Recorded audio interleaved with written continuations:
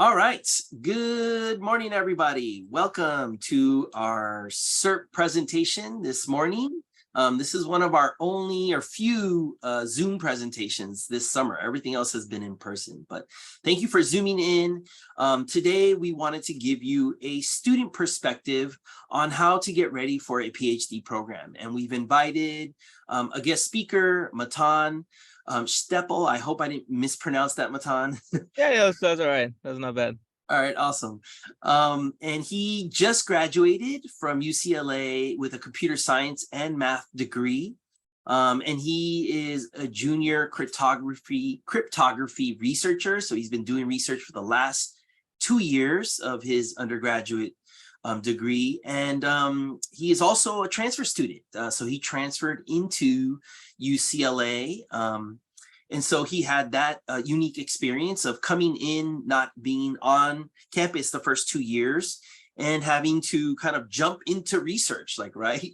Right away, having not been in a research institution for his first 2 years, being at a community college. And he did apply to PhD programs during this last cycle and got into some places, visited and decided that, it wasn't the right research alignment. And I'm sure he'll talk a little bit about that during his presentation. I'm sure you all can ask questions about that. And he opted to basically defer and say, you know what, I don't like the matches that I have with the research alignment. And he decided to take the year to reapply and hopefully find better matches and fits for the research alignment. And again, that's a unique piece of making a decision as to which PhD program, which professor, which department you want to pursue a PhD degree. And I'm sure Matan will speak to that. So yeah, in the meanwhile, he's continuing several research projects. He's advising 2 students. He's submitting papers for publication. And he's really involved with cryptography. He's interested in blockchain and a bunch of other things. So without further ado, let's give a CERT round of applause to our guest speaker for today, Matan. All right, rock and roll. Thank you for the kind introduction. I think you have to stop sharing so I can start sharing or something. Yeah. Before I do that, this is the last chance, students. There's a QR code in the bottom right-hand corner of your screen. Please make sure you scan that now so that you can mark yourself present. I'm going to stop sharing and give screen share back to Matan for his presentation. So Matan, the screen is all yours. All right, rock and roll. Okay, I think I'm gonna successfully share. I think you guys can see my screen, the presentation. I have like my little notes here. So everything's working. All right, I see some nodding. Okay, yep. Cool. Howdy. Pleasure. Just so you know, Matan, you're not in presentation mode, so we can see like your browser. Yeah, I guess that's fine as long as that's not too disruptive for you guys. I just don't know how to do the presenter view where I get to see like my own notes. Right. Yeah. Present the whole presentation. So okay. I guess for now, these tabs seem appropriate enough. Absolutely. So, okay, howdy, everybody. As introduced, my name is Matan, and as introduced, like, I'm kind of super love research, and particularly I do research in cryptography. And today, I'm basically going to try to tell you, like, how and perhaps why to get ready for a PhD. I think I'm going to mostly focus on the how, and I'll show you some hopefully funny PhD comics along the way. Yeah, again, so this is like my intro slide. I guess like most of the information was given already, so there isn't too much to say about myself. And if anything that Will said sounds interesting to you guys feel free to ask that. I'm actually gonna force questions, as you guys will see pretty soon. And I guess like you might be like wondering, oh, okay, like, I have to attend this because I'm like part of this program and it's like early in the morning. I'd rather like scroll on my phone. Like there's so many like guides to PhDs, like why the hell would I care about this one?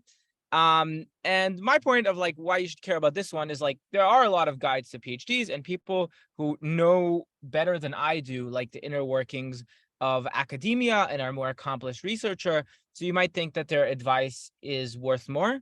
And I would say their advice is certainly worth a lot. And I've learned a lot from people giving that kind of advice. But like I hope to do something just like a little bit different today, just because, I was so like so recently in your guys' shoes, and I know and can speak to the unique challenges that you're going to face when you're just like entering into research, which is like not something like a professor who's been doing research for like 20 years might like remember accurately or might be able to represent to you. Okay, it seems there's okay, that's Will in the chat. Try to speak up because I'll get super distracted if people are in the chat. And yeah, I guess like a fair warning, my attitude towards this stuff tends to be like pretty intense. So there's some caveats there. Okay, so the first part of this presentation is that it's really important that you ask questions. If it's just me talking, like it's just bound to be boring. You know, I'm not that interesting of a guy. Like, what am I gonna tell you to keep your attention for like an hour, let alone an hour and a half? I don't know. We'll see. We'll see how long we'll stick around here. So definitely do ask questions. And in fact, I'm going to mandate that you ask questions. Ask questions. And I'm going to start by taking a question now. It like doesn't have to be about like my background or academia. You could ask me any question. Any student could ask me any question and I will answer it. So I will wait now. Feel that responsibility sinking in on you.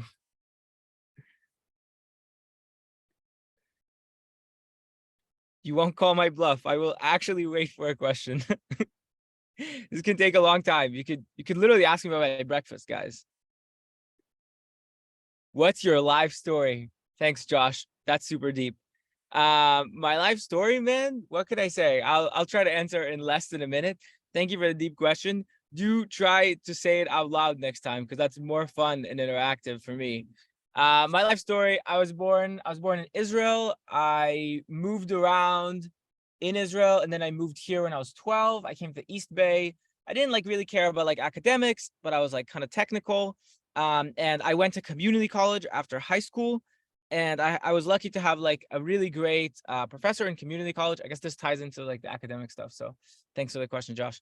And who was like, you seem to like really like math and stuff. Like, have you ever thought about doing research or going to graduate school? And I was like, no, I never have. That never even occurred to me. And then I kind of started pursuing that from now on. And you guys will hear a little bit more about that. And now I'm here in a parking lot in Milpitas or something like that, right? So brought me all the way here. All right, awesome. So that was a great question, Josh. Clearly, we're now very interactive, me and the audience. So we're ready to move on. Okay, so I guess just to like establish some common base here, I'm going to try to like basically try to speak a little bit, although it's not the emphasis of this presentation. I'm mostly going to try to emphasize in this presentation how to like, I guess like elevate your research from like undergrad cog in the machine level to like PhD student level research. But to start, let's just say, what is a PhD? I mean, as the slide says, it's 5 to 8 years of intensive research. And the goal is to essentially take you from just like a student who might have been taking classes, perhaps reading some papers, into like essentially a junior member of the research community that's thinking about like where it's currently located and how to like move it forward. And how you really spend your time is very different on the field. Some fields you might spend more time collecting data. Sometimes you'll try to devise algorithms. Sometimes you'll survey people. I don't know. You know, I only do cryptography. I only know what we do there. But I'd also like to say that it's very different from a master's, which I think is something that like I accidentally muted myself. So it's very different from a master's. And in the sense that in a master's, you're just kind of expected to take like more required classes, while in a PhD, you're supposed to make like novel research contributions. I guess Will asked me to speak a little bit about why I'm choosing to do a PhD over master's. And I guess I found that you can take all the graduate classes that you want already as an undergrad. So there isn't that much of an essential value to like taking those classes. And I do like research and I wanted to do intensively and I wanted to go into academia, and all these things require a PhD. And also like masters are just like really expensive. And like I have some sense that they're a little bit of like a money scam stamp on the resume for 80K. But like, you know, that's sort of my own opinion. And if people have more questions, like my man Josh, then we can definitely dwell on that a little bit more. Okay, so now that I kind of introduced what is a PhD, I think it's like very important to just like flash the downsides like right in front of you guys, because like the downsides are real. So okay, I'll try to look at questions in the chat later. Maybe I'll try to have it open. Don't some universities require a master's before a PhD? Thanks, Alex, for the question. I appreciate it. The answer to that is generally no. It is true. It is true that masters work very differently outside of the US than in the US. In other countries, like in Europe and stuff, masters are generally like integrated as like the to academia route. But in the US, I don't know of any university, not any major university, that requires you to have a master's before applying for a PhD, right? Yeah, Can I add to that, Matan? please do. Yeah, so Alex, great question. So, and the key that Matan just said is, in order to apply to a PhD, you are not required to have a master's. However, once you're accepted into a PhD program, it is true that basically your first 2 years of your PhD are you completing the courses required for a master's degree. And then after those 2 years, it is possible, if if you decide after 2 years, like, you know what, I don't want to do the PhD after all, you could literally walk away and have your master's degree. So the first 2 years of a PhD is in essence a master's degree. But like Matan said, in order to apply for a PhD, you do not have to have, it's not required for you to have a master's degree. Yeah, that's true. I guess I would also mention, like, sometimes the course requirements are made easier for PhD students, and like you're kind of allowed to like sparse them out or something. And like when you're a PhD student, I guess like I wouldn't think about it as like, oh, you're applying to a PhD student and like they know you're essentially going to be just a master's student for like the first 2 years. Like you might need to do some courses, but essentially you're like a full PhD student, and like you have to worry about doing research and like getting funding and stuff like that, which like a master's student doesn't have to worry about. Okay, so downsides, you guys have probably all read the slide. Academia is like really competitive and like pretty cutthroat.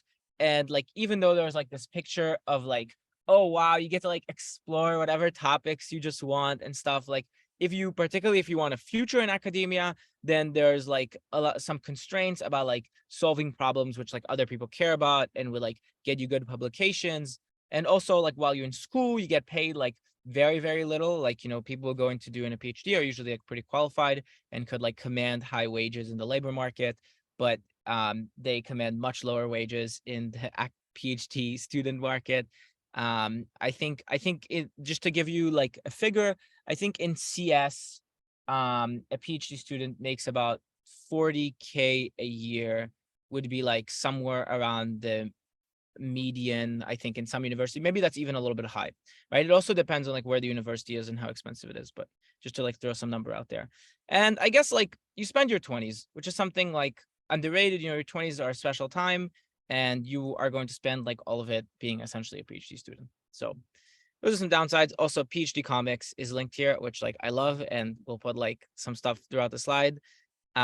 Looking like I wanted to add a comic on this slide and kind of forgot, but we'll have more throughout the presentation, so I'll be fine. And this comic like essentially shows a bunch of the bad things about academia. Okay, cool. So like, wow, sounds kind of awful, Matan. Like, why the hell do people still do it? Right?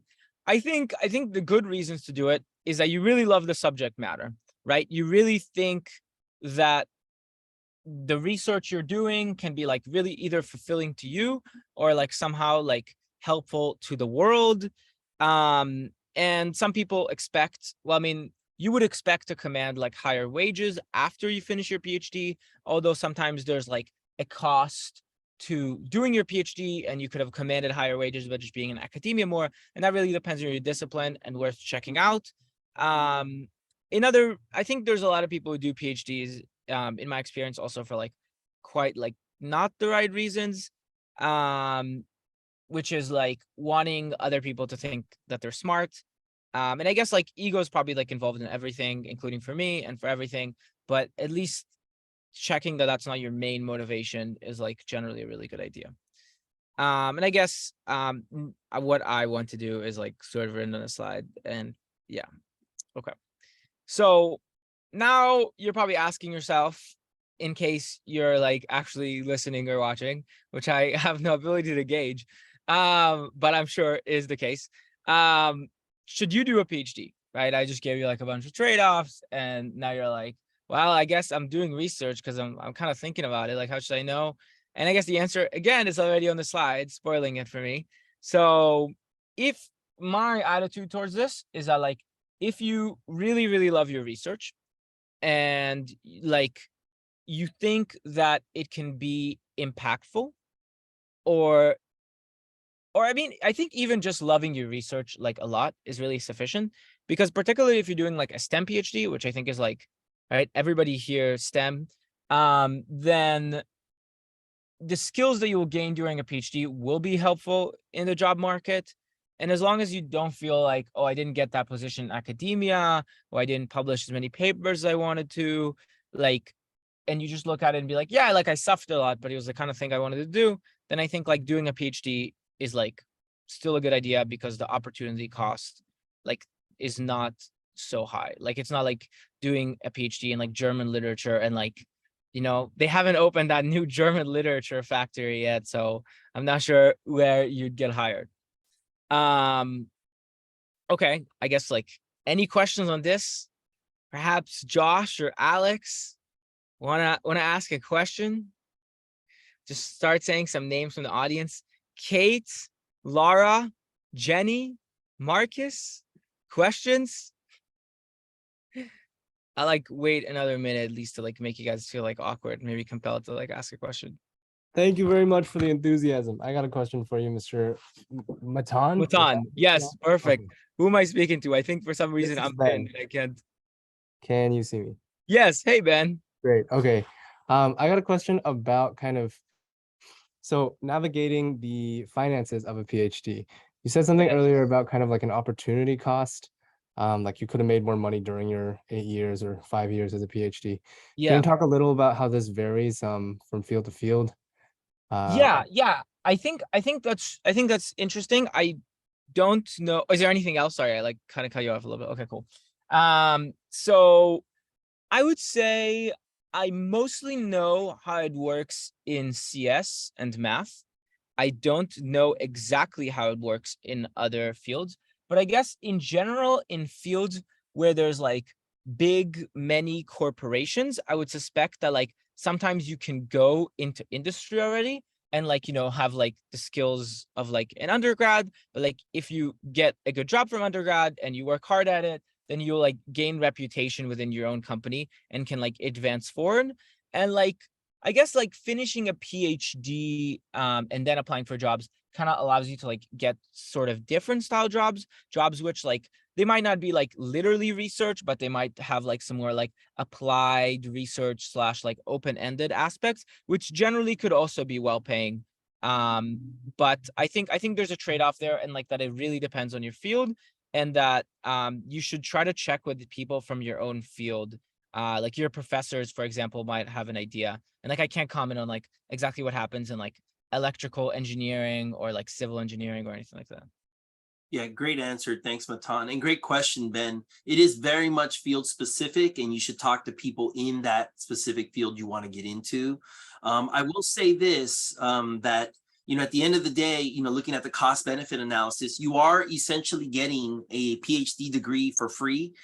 You know, what Matan mentioned, the average salary, the 40K a year you get as a PhD student is money in your pocket, right? That's like it's like your salary, and all of your tuition and fees are covered, right? So you're getting a free degree and you're getting 40K instead of going into industry. And in CS, Matan is right. You know, CS, we all know CS is in high demand, and, you know, undergrads with a bachelor's degree can get an 80, 90K job, $90,000 a year job right out of college. So, you know, there, you know, when you're comparing just the salary portion, the 90K versus the 40K, obviously there's a significant difference. But if you take into account the long-term earning potential of having a PhD in the CS field once you graduate, then I think over the long run, you know, 20, 30-year career, it may balance out. But again, it's very field specific, and CS is a unique situation. So Yeah. hopefully Yeah. And that I guess I helps. would mention that, like, even though you do make that 40K, like, you generally have to pay for like housing and food. And like, from what I know about like PhD students, particularly in like major cities, like they basically don't have much of their stipend left. So you're not really saving money. And like, it could be that it does even out. But it also does the very field specific. So yeah.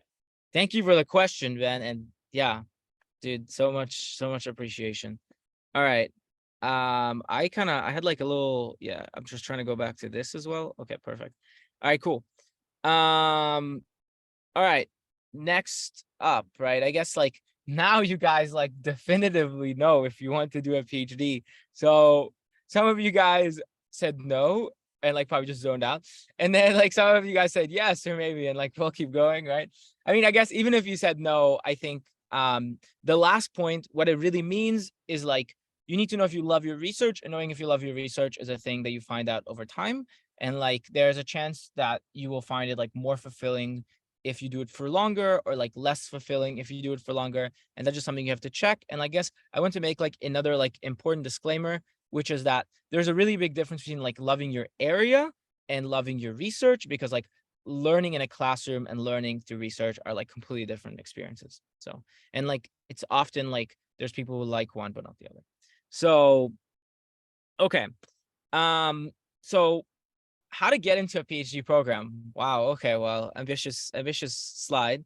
So I think the thing to understand, which was like a little bit of a paradigm shift for me, I definitely like didn't get it at first, is that like when you're applying to a PhD student, like essentially to be a PhD student and a professor or like a department admits you, like you're essentially a liability.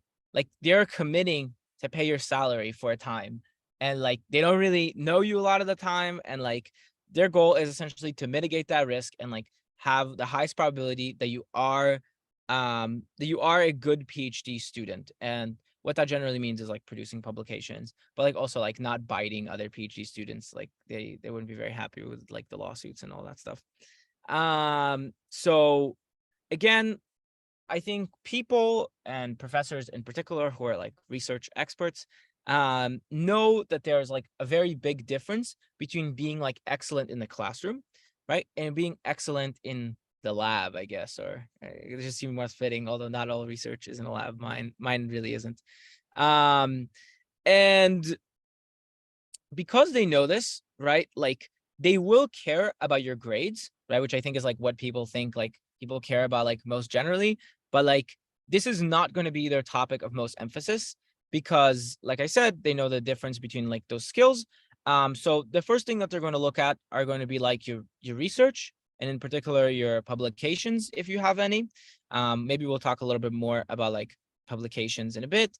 And then like another testament to your research, because like you might not have publications already, and as well as like some additional context is needed to your publications, particularly if you're not like sole author, which is very common. They will look at like recs, and in particular will pay attention to recs of professors that like they know and believe are like competent. Um, and they will look about what they say about research. So like, for example, if you have like a professor and you took their class and you guys were like buddy buddies and like they thought you're a good student, and they're going to be like, wow, like Matan, he did so well in my math class. Like they're not really going to care about that. Right.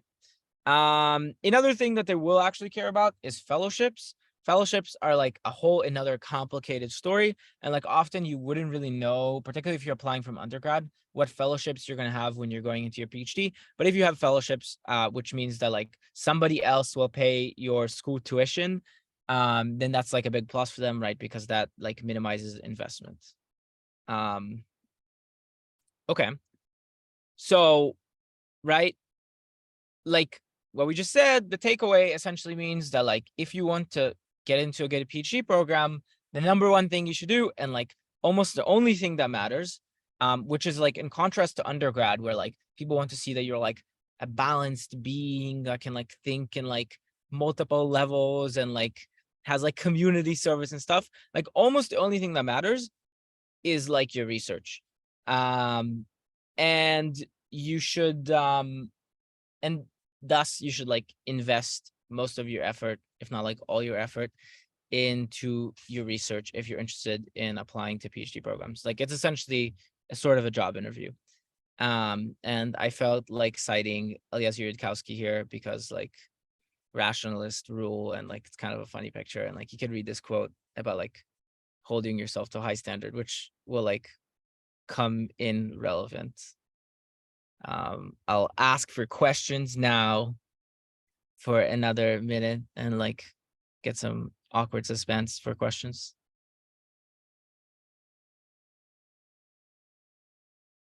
Also, hello, person with their camera on. Very nice to see you. It's a true pleasure. Okay, cool. I guess we all read this quote by Eliezer Yudkowsky about holding yourself to a high standard, because like this is what essentially I'm going to be like, hey, this is like what you should do.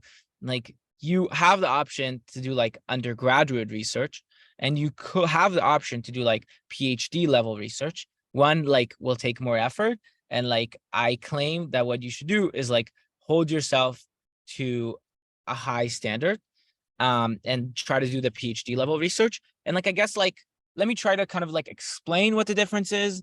Like, you know, everybody's research is like different, and it's like super hard to like classify, and everybody's like at different stages of like their research development, and it's certainly like not this clear cut.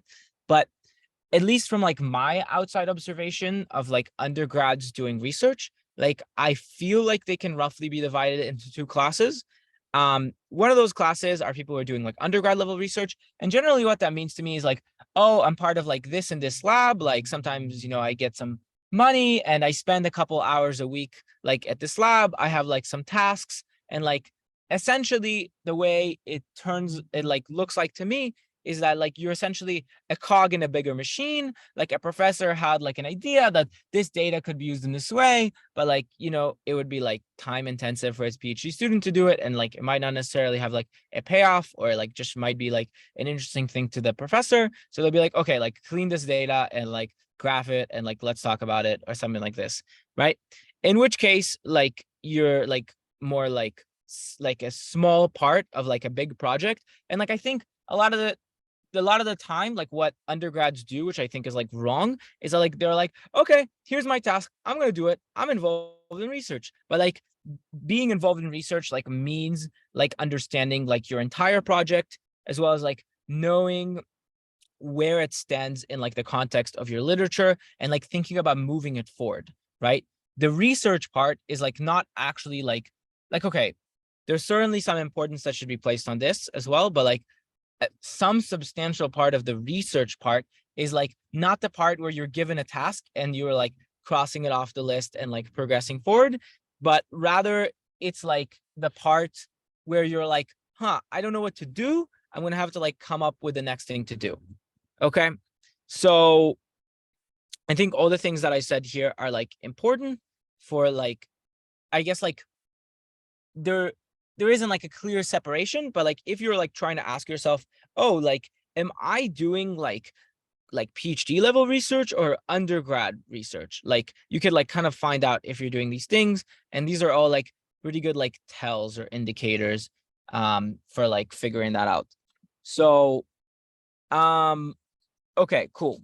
Any questions about this? Does this like kind of make sense? Like do people like kind of feel like this like kind of reflects some part of their experience? Like cool. Okay. All right. Thank you, Kate, for nodding. So now that we kind of know what is a PhD, we kind of know like, do we want to do a PhD? And we kind of know like what our people are looking for, and essentially realize that what they're looking for is to see you essentially already doing PhD level research. That's what's going to make you stand out.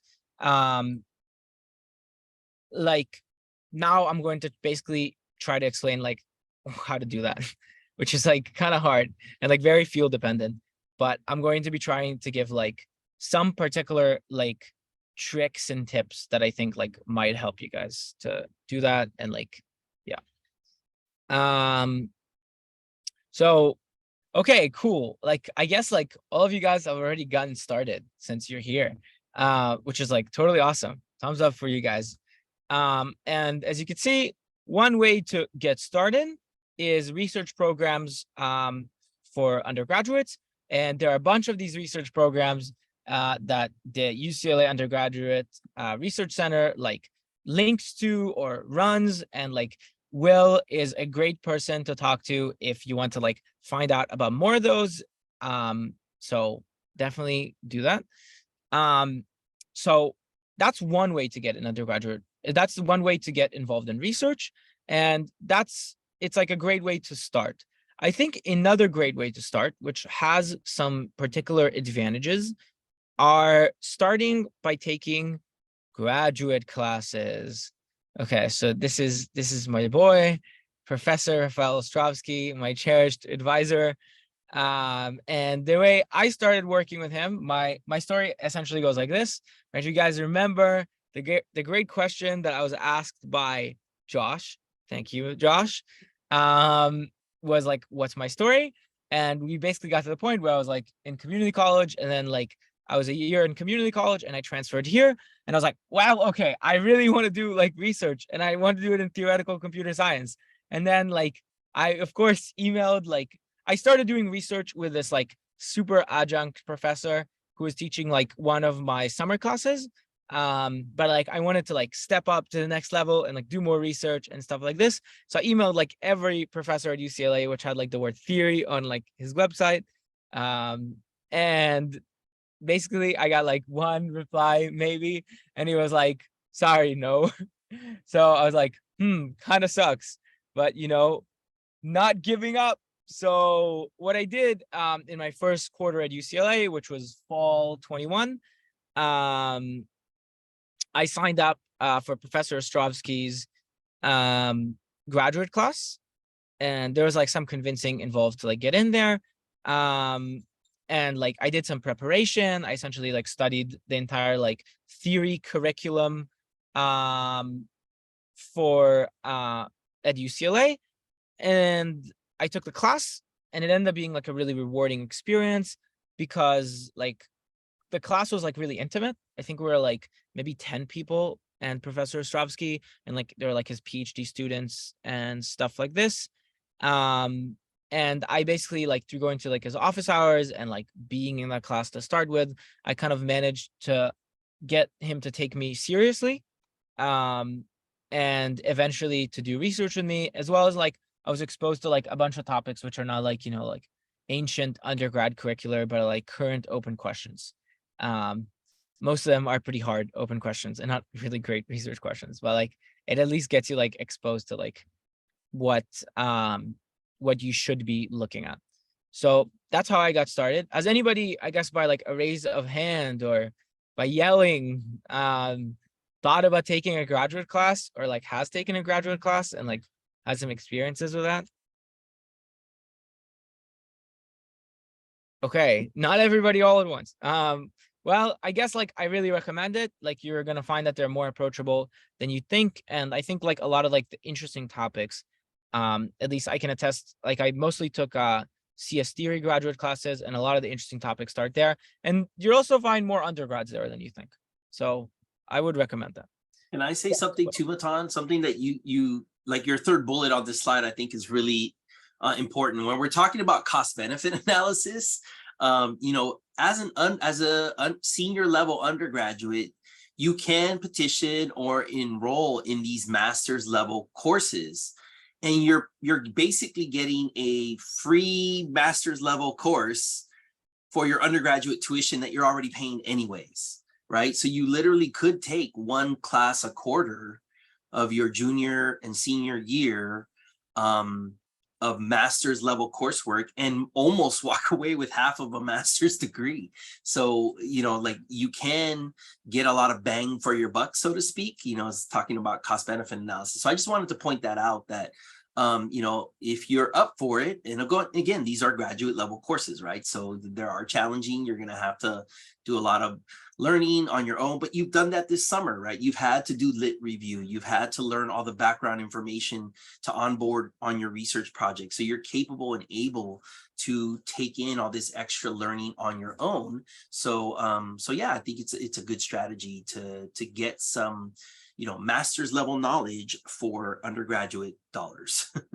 Sort Yeah. of like, what you do in high school. All of you took AP courses and IB, AP exams and IB courses and exams, and you were able to get college credit, right?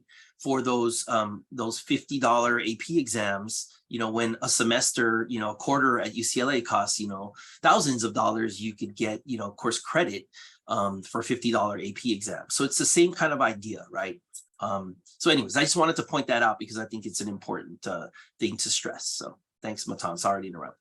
Facts. I would also like to add onto that you're gonna just so you don't get surprised.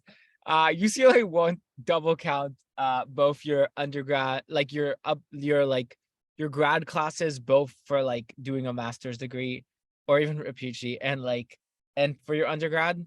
So they'll only count towards your undergrad unless you completed it and you're already working towards a PhD, towards a master's.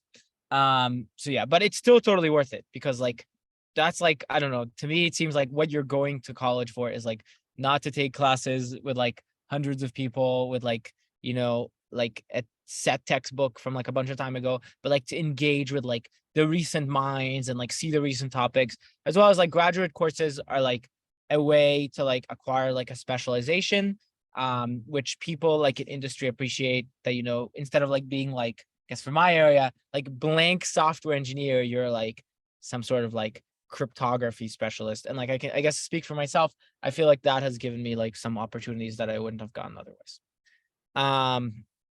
Okay, cool. So now we all know about graduate classes and we're all like signing up for them for the next quarter. So I guess like let's see what other advice I have in store. Okay. So I guess like I just like to flash at you what I think is like the biggest challenge, which comes when you're starting at research, particularly when you want to do like PhD level research. A lot of doing PhD level research is like seeing the bigger picture of your project, seeing what other tools out there exist to to like solve the problem, what other questions have been asked, in what ways is your project novel, how can you improve it, etc. And just like you're like so behind knowing the literature. Like my professor has been doing cryptography for like, I don't know, like 30 years or something. Like he just has like a vast, immense, like heuristic literature search in his head. And like I don't, right? So like what can you do about that? Like you're like at years of disadvantage. How are you supposed to be like as productive as like a professor or a PhD student? But, like, I mean, like the short answer is like you won't be, but like, how are you supposed to like even get close to the point that you can like publish at like, like an eighth of the rate? And I think that my solution to this problem has been something which I call aggressive immersion. Let me say this one more time, more dramatically. Aggressive immersion. Okay, hopefully that synced in or something like that. And like what that means for me is like essentially just like, and I kind of do this when I'm trying to learn something in general. And essentially what it means for me is just like kind of like flooding myself with information like all the time when I'm trying to learn something in particular. So I guess like what I'm showing here is like I'm showing ePrint archive, which is where all the cryptography papers get published. And like as every time I open my browser, ePrint opens and like I scroll and like I read the abstracts and like mark some papers that I'm going to read later. It's like super important to be up to date with the literature. That's how you like find problems to work on and like tools to use. Another thing, there's like a bunch of videos on YouTube, both of like lectures from like graduate courses and like talks from conferences that you can watch. I guess here's the Simons Institute, which is like the world center of like theoretical computer science, which like I also actually go to from time to time now. It's kind of fun. It's in Berkeley.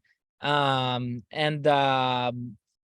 and like I watch those videos like all the time, like maybe I'd listen to them when I'm running or like, sitting on the toilet or something like that. Like I just like engage with this content. And like, of course, like you're not going to acquire all of it. And soon we're going to talk about like how to like acquire some of it. I think I just changed the order of the slide, so it's not gonna be like the next slide. But I feel like just having like this like vague survey of the library is going to take you like so far. Like I actually can't recommend doing this enough. Like if you feel committed to your research, then like this is kind of like the thing to do. Okay. Next up, I would recommend making friends that do research. This is my ex-research partner, Jacob, and myself. We're like at this hacker house in San Francisco. like trying to like write up our protocol. And it's just like so much fun to have like friends who like care about the same stuff. And like, I mean, friends in general are pretty awesome, right? And it's also another way to like gain aggressive immersion, because like you could talk to them about like topics in your research. And it's pretty useful, particularly if you have like other undergrad friends, because like, you know, professors or like even like more advanced PhD students like wouldn't want to talk to you because like you don't know as much. So it's like kind of boring for them. But like if there's like other undergrads at your level, then like that's like super great. And like all the love, Jacob.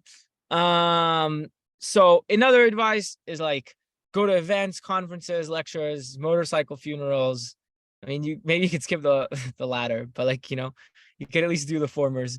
And essentially don't like worry if you're feeling unqualified, like just by showing up and like, again, just kind of like soaking while being okay, like not understanding everything, but like still like not giving up on learning. Like it would go so far, and like you're gonna meet like new people that like can help you. Like a lot of like academia is like knowing the right people, and like, I mean, you can like meet those people and like get inspired to like see new topics and like get inspired to do your research, and like it's honestly so awesome.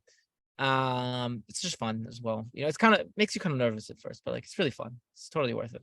Another advice is reading papers. I already kind of suggested this, but I guess like an advice to reading papers is like really make sure that you're not just like reading through the paper and like trying to soak it. With a paper, you can be like much more aggressive, and you can essentially like converse with it. So like ask it questions. Be like ask, like imagine you're talking to the authors and you're trying to like grill them and like put them down and be like, why do they do it differently? Doesn't there exist like this simple general technique which just solves this problem? Like, what is even novel about this work? Like, how would I do this? And then like, if you keep asking these questions, you're like either going to like learn something about the paper, or you're gonna like flush out like a new question which you can pursue. And like I've totally had that experience. So like I read a paper and I was like, wait, this seems completely possible. And like it was. And like, you know, now I'm like working on like improving the results of the authors or something like that. So like that could totally be you. Like do that. And I guess like my workflow more technically, I use like Notability to like write meditations, as you can see with this paper. And the other thing I do is I log. Okay. So I'm gonna pause before the log, because that's like my like primary shtick, and like pause for an awkward minute about like questions about like maybe any of this stuff that I was like kind of exclaiming at you guys.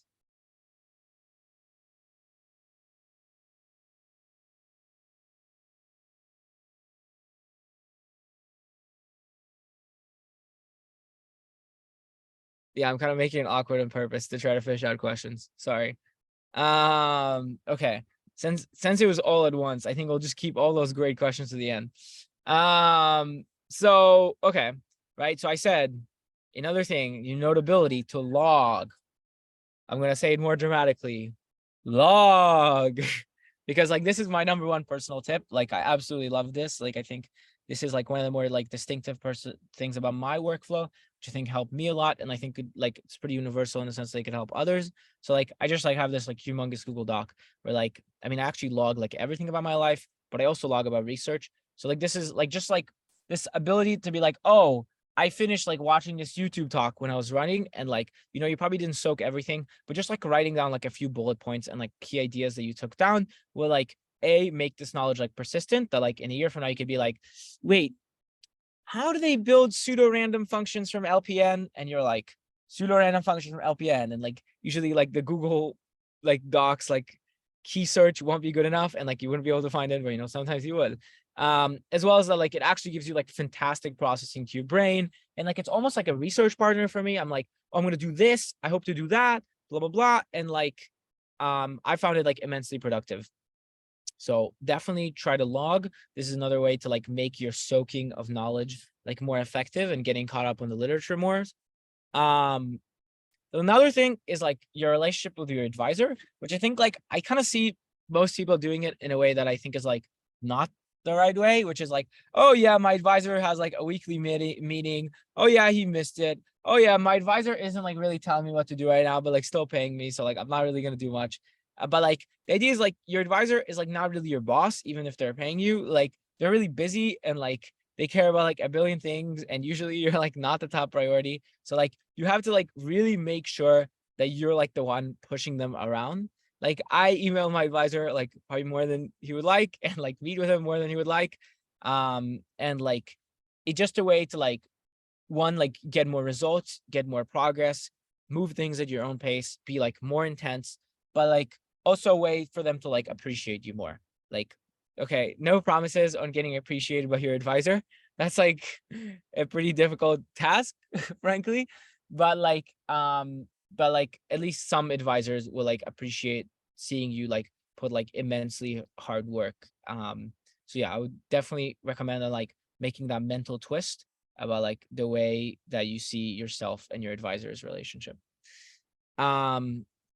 Okay, I guess like I made an awkward pause for questions, although the next slide is like a natural natural pause for question time, because like what we're gonna go talking about now is like I just gave you like advice like around the research about like, oh yeah, okay, how do you like prepare for doing research? How do you like find the question? Like now I'm gonna basically be like, okay, when you're like sitting down and like actually like trying to do the research itself, like which kind of things I think you should keep in mind. Like a lot of this just depends on your area, and like I don't know which area you're in, and I only know how to work in my area. But I think some of the stuff will be universal.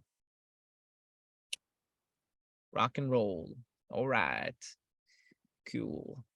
Okay, so one thing, and I think this is like the prime advice, and I'm stealing this from some blog, some mathematician, I think from U Chicago. I don't actually remember. Credit them if you see them. Thank you. But also this is something I think like the terms are their own, but like I've noticed this on myself, which is like you should identify common patterns of questioning. This is like the easiest way to like make yourself like seem like you understand your research, as well as like to like start making up your own research questions and like what to like ask papers when you see them. Like for example, in my area, like there's like a bunch of different like models of security, and like some of them have like some sort of like hierarchical like ranking about like some of them are like more secure but like harder to achieve. And like when I see a paper that like doesn't achieve like the more secure level, I'm like, why don't you have malicious security? What would it take to make you malicious secure? And like I can like sort of like identify that common pattern of questioning.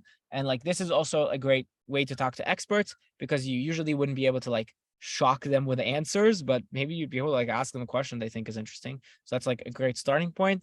As well as like I guess like I can share that in my personal experience, that's like how the projects that like I've essentially worked on started.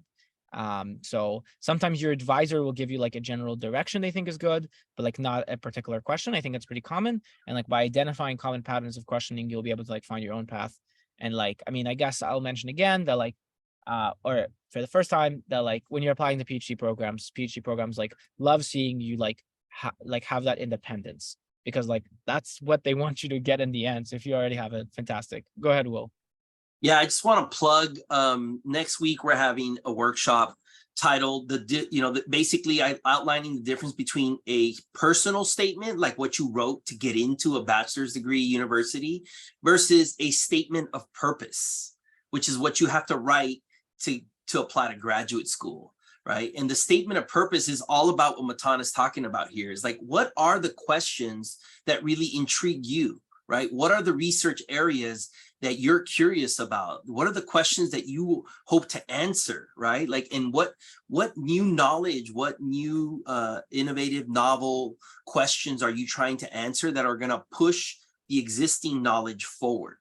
And that's really what a statement of purpose is about, which is very, very different from a personal statement, which is what's your personal story, what's your personal journey, right? Like very, very different types of essays that you have to write when applying to grad school. So I just wanted to plug that, Matan. I love that you're addressing this, right? Is being able to, identify those common patterns of questions, and then what questions are going on in your brain, right? Like what sparks your curiosity? What questions motivate you to kind of solve and find answers to? So yeah, I just wanted to plug that. Thanks, Matan, for sharing this. Yeah, for sure. I guess I would say like finding the questions you care about is like really important, and like it's considered taste, which is like an important part of like being a researcher. I would also say I would like prefix by saying finding any questions is like hard. So like start with that. Okay. So another few pieces of advice. So be brave about pursuing your ideas. I think like sometimes like particularly like when you start in research, and like I've seen this like both on myself and like on like the students that like I'm currently advising, is like when you start, you're just kind of like scared to like make the next step and like try something on your own. Sometimes it's like not possible because of like lab conditions or something, but like do at least ask your supervisors to like try stuff. Because you know you're usually used to like somebody else putting the hoops in front of you. So like yeah, just kind of like be brave to like try and like put the analysis and like try to like understand that you're like trying something new, not always or like what you think is new or like what you don't know the answer to perhaps. Not because you're trying to like solve the problem and like get publishable results, but just because that's the way to like understand the difficulty of the problem in the first hand, like seeing attempts to the problem fail. And then like through this learning, you'll get like partial progress, which is super important to like eventually solving the problem. Actually, I should have probably linked it here. Terry Tao, our very own Terry Tao. I don't know if you guys know Terry Tao. He's like perhaps the best mathematician in the world. Also a professor at UCLA. Has shout out Terry Tao. I'm sure he appreciates this plug for me. Then he has a great essay if you look it up about partial progress. That is like super important in math. So yeah. I guess probably I think this is the last advice. Is just be like prepared to like spend like an immense amount of time. Like however long you think it takes to like publish a good paper, it takes longer. However much you think it takes to like become a good researcher, it takes longer. And like, you know, this comic is like super for real. Although I do try to avoid coffee as much as I can. I think kind of destroys my brain a little bit. But yeah. So I can't speak to this enough. Okay, we're gonna summarize. PhDs are hard. They can be rewarding if you like the work. We kind of talk about like what a PhD is. Then we went on to like how to get into one, which is essentially do good PhD level research as an undergrad. And then I gave you guys some pieces of advice. And I think like honestly, I've found them all to hold true from like the day I started doing research like now. And like I think that like good PhD students themselves like exercise all this advice. Although some of it becomes easier over time and like you might have like new challenges on your horizon. But like even if you want to like, I mean, I'll probably like share this presentation or something like that. If you want to like checklist this and like make sure that you're doing this in your research project, at least if you're like really as intense as I am, like I feel like that'll prove productive. And like, you know, I wanted this advice when I was starting out and I didn't really know where to get it. I mean, I didn't get it. And like, that's really why I'm giving this talk. And I hope it was useful for one person out there and like they enjoyed this. And like, if it was, then like I'm big winning. And you're big winning too. We're all big winning. Yeah. All right. Okay. Go ahead, read this PhD comment. Awesome. I just want to say thank you. I know Yeah. we're not done yet. We're going to jump into Q&A, but I really want to say thank you to Matan for the time that you invested and just you wanting to pay it forward, right? You wanting to give the advice that wish you had had when you were just starting off doing research. So let's give, please, a big round of applause. Give him some love in the chat. Thank you, Matan. And of course, now we have plenty of time. We scheduled this until 10:30. We don't have to stay until 10:30, obviously, but yeah, I want to make sure that if you have any questions, now is the time to unmute your mic and ask those questions, or you can type those questions in the chat, please. And I'm going to go ahead and stop the recording now. All right. Oh, well, actually, before I stop the recording, I do want to say one more thing. So to the students, before you, because I know some of you have to run, because you have meetings, but I want to make it clear that this is a student perspective, right? This is obviously Matan's experience, Matan's perspective, and I really value it because, you know, like he said it, he admitted, you know, he's very intense, very aggressive, right? Like a lot of initiative. This is one way of pursuing a PhD and preparing for a PhD. It's not the only way to do it, right? And so there are, if you talk to other undergrads, other PhD students, other students who are applying to PhDs, you're going to get a different perspective, right? And that's good. You want to hear as many perspectives as possible. And I just wanted to kind of put that disclaimer out there, right? That I think Matan is absolutely very intentional, very intense. And I think all these strategies are very aggressive strategies, right? To really pursue this PhD level research thing. So again, thank you so much, Matan, for your time. Yeah, for sure. And I guess I'd like to add, I guess, since the recording ends, I'd be like super, if you guys like have questions like later in your life and like offline or something like that, like you can feel free to reach out to me. Like my email like exists on the internet, and like I'm mostly, I think I'm not like on like other things like social media as much, but like I'm on my email and stuff. So yeah, feel free. I'd like to be super happy to like, if I can like give any advice in like the rare cases where I can, I'd be like super happy. So just feel free to reach out. You guys here in person, and like, you know, maybe the one person who watches this on YouTube later. I'm also looking out for your emails, man, or women. Awesome. Yeah. Matan, actually, this is a logistical question. Are you on LinkedIn? I think you are, right? Yeah, I am on Okay. LinkedIn. All right. But like only slightly on LinkedIn. Does it even say I'm at UCLA now, or is it still a community college? I don't even know. I'm mostly on my academic webpage. Got it. But yeah, I also exist on LinkedIn. I guess if you want to, I don't know, do you friend me on LinkedIn? How does that work? You could connect. I'll get back to it.